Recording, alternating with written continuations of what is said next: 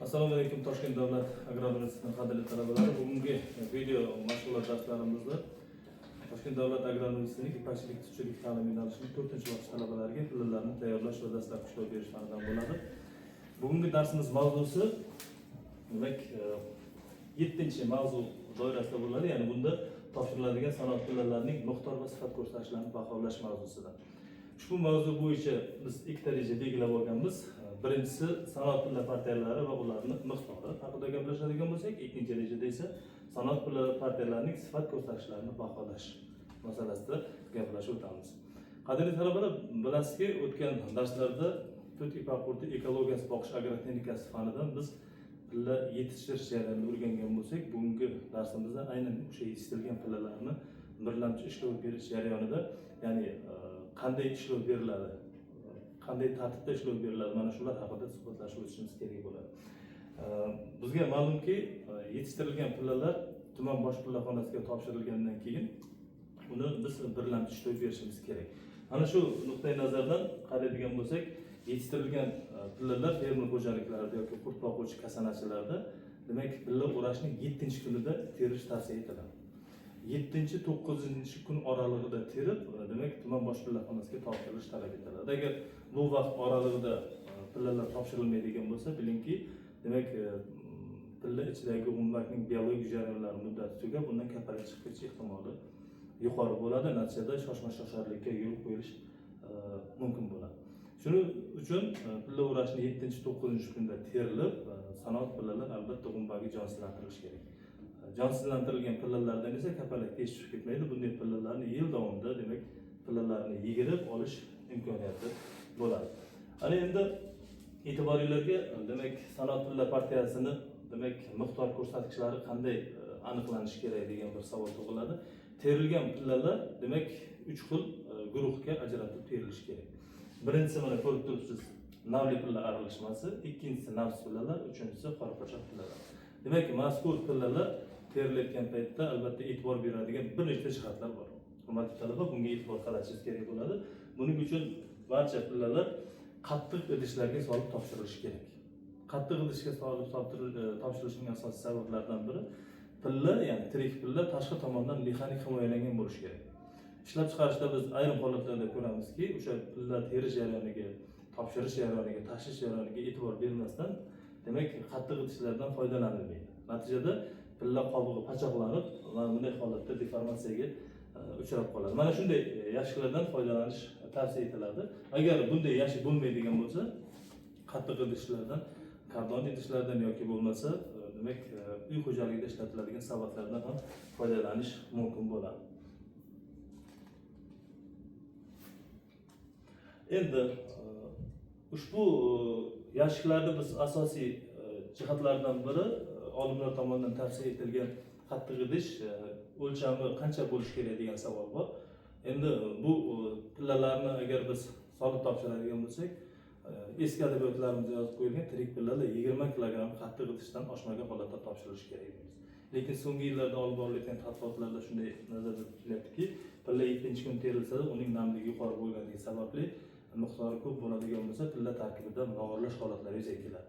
Shu sababli 10-12 kilogrammlik pilla sig'adigan, tirik pilla joylanadigan mana bunday ko'rinishdagi yashiklardan foydalanish maqsadga muvofiq hisoblanadi. Ya'ni bunda demak o'lchami balandligi 40, eni 60, eni 45, balandligi 40, o'zunasi esa 60 sm bo'lishi talab etiladi.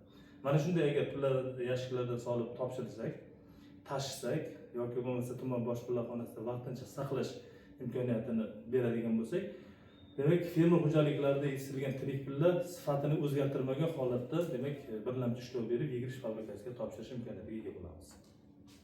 Navbatdagi jarayonga e'tibor qaratadigan bo'lsak, o'zi qabul punkti qanday talablarga javob berish kerak degan savol tug'iladi. Bunda demak 4 ta alohida bino bo'ladi qabul punktida. Demak kutish ayvoni, qabul qilish ayvoni, bundan tashqari qabul qilingan pillalarni saqlaydigan ayvon, bundan tashqari pilla partiyalarining qabul vaqtlarida olinadigan namunalar, ya'ni tahlil, ya'ni laboratoriya binosi bo'lishi kerak bo'ladi. Mana shu 4 ta alohida binodan qabul qilinib, laboratoriya tahlil bo'lgandan so'ng keyin biz uni birlamchi ishlovga berish imkoniyatiga ega bo'lamiz. Qadrli talabalar, albatta kutish joylari va boshqa jarayonlarga agar e'tibor qaratadigan bo'lsak, kutish ayvonining o'zi bir nechta talablar bo'lishi kerak, talablarga mos bo'lishi kerak. Undan tashqari mana ko'rib turibsiz, kamida 10 ta pilla partiyasini yetarli miqdorda karavot bo'lishi kerak, chunki bu vaqtda fermer xo'jaliklaridan pilla miqdori ko'p kelganligi sababli ularni vaqtincha saqlash yoki saralash jarayonlari uchun maxsus karavotlar bo'lishi kerak. Yoki bo'lmasa bo'zdan maxsus tikib qo'yilgan, ya'ni ichiga 250 grammgacha pilla sig'adigan maxsus qopchalarni tikib qo'yishimiz kerak, chunki aynan shu qopchalarni matodan solib qo'yadigan bo'lsak 250 gram pilla joylanadi. Va buni biz bemalol laboratoriyada olib keyin sifatini aniqlash imkoniyatiga ega bo'lamiz. Endi hurmatli talabalar, topshirilgan pillalarni biz laboratoriyaga jo'natganimizdan so'ng, demak, GOS 31257, ya'ni tut ipak qurtining oq pilla o'raydigan zot va dorogoylarini pillalariga belgilangan talablar bor va texnik shartlar bor. Bu davlat standartini belgilab qo'yilgan. Ana shu standartga muvofiq, demak, pillalarni biz sifat ko'rsatkichlarini ajratishimiz kerak. Demak, tirik pillalar GOS 31257 standarti bo'yicha 5 xil narxga ajratiladi. Birinchi narx, ikkinchi narx, nostandart, navsiz hamda qora qochoq pillalar. Endi birinchi navli pillalar mana yuqorida ko'rib turibmiz, 5 xil narxga ajratiladi.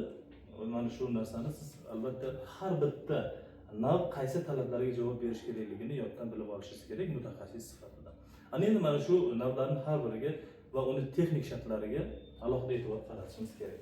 Demak, birinchi navli pilla qanday talablarga javob berish kerak?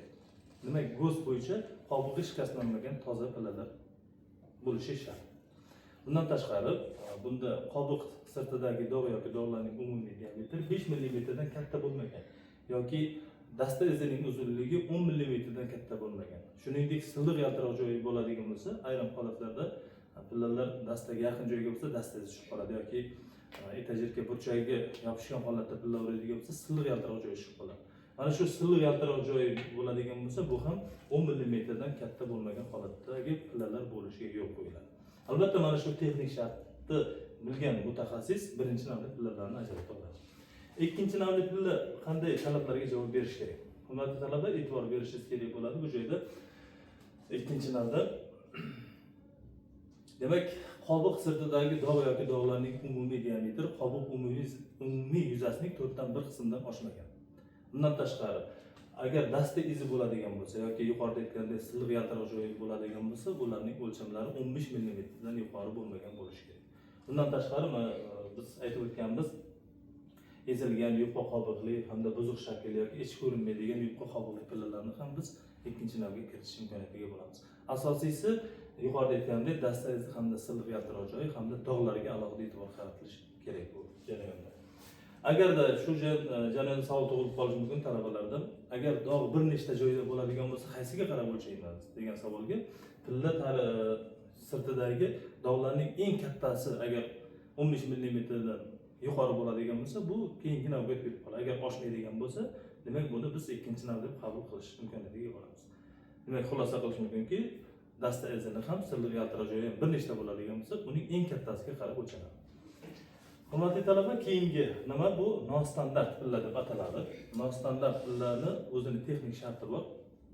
Ipak qurti bakterial kasallikka chalingan paytda ayrim ipak qurtlari pilla o'rab bo'lgandan so'ng o'sha kasallikka chalinish oqibatida qobiqning yuzasiga, demak, yopishgan holatda nobud bo'ladi. Va bunday pillani biz silkitib ko'rgan paytimizda ovoz eshitilmaydi. Ya'ni ovoz eshitilmaganligi uchun buni mahalliy xalq tilida kar pilla ham deb ataladi. Demak, qobiq yuzasining tasnifi bo'yicha agar ta'rifini e'tibor qaratadigan, yuqorida aytib o'tgandek, birinchi, ikkinchi navli ta'rifini beradigan kar pillalarga biz nostandart pilla deb ataymiz. Mana shuni alohida e'tibor qaratishingiz kerak. Bunday pilla tashqi yuzasiga nisbatan birinchi navli yoki ikkinchi navli ta'rifini bersa-da, biz silkitib ko'rgan paytimizda unda ovoz eshitilmaydigan bo'lsa, demak bunday pillalarni biz demak nostandart pilla deb qabul qilishimiz kerak bo'ladi. Ana endi nafsiz pilla. Hurmatli talabalar, o'zi umuman olganda nuqsonli pillalarning 14 ta turi bor. Mana shu 14 ta turining ichida yigiriladigan turi bor hamda yigirilmaydigan turlari bor. Demak, nafsiz pillalarni ayrimlarini sanoat fabrikalarida yigiriladigan turlari ham bor. Buni biz alohida keyingi mavzularimizda o'tamiz, lekin bugun nafsiz pullarni davlat standarti bo'yicha qaysi ko'rsatkichlar bo'yicha baholanishligini quyidagi siz ko'rib turgan tariflar asosida nima e'tirof qilinadi, tarif beriladi. Ana endi bunda e'tibor bergan bo'lsangiz, qobiq sirtidagi dog' yoki dog'larning umumiy yuzasi tilla qobiqning umumiy yuzasining 4dan 1 qismidan oshgan. E'tibor bering, ikkinchi navbatda oshmagan edi. Nafs pullarda esa oshgan deb berilyapmiz. Dasta izi va silliq yaltiroq joyining uzunligi ham 15 mm dan agar oshib ketadigan bo'lsa, bunday pillalarni biz nafsiz pillaga kiritamiz. Undan tashqari mana ko'rib turibsiz, qobig'i o'ta ezilgan, qochoqlanib yopishgan, ichki dog'lari qobiqning sirtiga chiqib qolsa, shu jumladan kigizsimon deymiz yoki ko'rinish jihatdan mana tasvirda ko'rib turibsiz, paxtasimon ko'rinishga ega bo'lgan bo'sh qobiqli pilla bo'lsa yoki teshik pilla bo'lib uchraydigan bo'lsa yoki qo'shaloq gumbakli pilla bo'ladigan bo'lsa, bunday pillalarni biz demak nafsiz pillalar toifasiga kiritamiz. Shuningdek, buzuq shaklli hamda ikkala qutubi o'tkir uchli pilla bo'ladigan bo'lsa ham bunday pillalar ham demak nafsiz pillalar deyiladi. Endi nafsiz pillani ko'rinishi jihatdan biz yuqorida ham ta'kidlab o'tdik, yig'iladigan hamda yig'ilmaydigan turlariga bo'lamiz. Mana shunga qarab biz sanoat fabrikalarida pilla xomashyosini ta'minlashimiz kerak bo'ladi. Imkon qadar mana shunday nafsiz pillalarning miqdorini kamaytirish chora-tadbirlarini amalga oshirish kerak. Hurmatli talabalar, keyingi jarayonga alohida e'tibor qaratadigan jihat bor. Agar sanoatga topshirilayotgan pillalar o'zi nima uchun sanoat pilla deb ataladi? Bizning pillachiligimizda soha jarayoni ikki xil yo'nalishda bo'ladi. Nima uchun sanoat pilla deyiladi? Sanoat pillalarini g'umbagi jonsizlantirib, undan ip, ya'ni gazmol, ya'ni material to'qishda foydalaniladi xomashyo sifatida. Urug'chilik yo'nalishidagi pillalar esa albatta uni g'umbagi jonsizlantirilmaydi va ulardan urug' olinadi.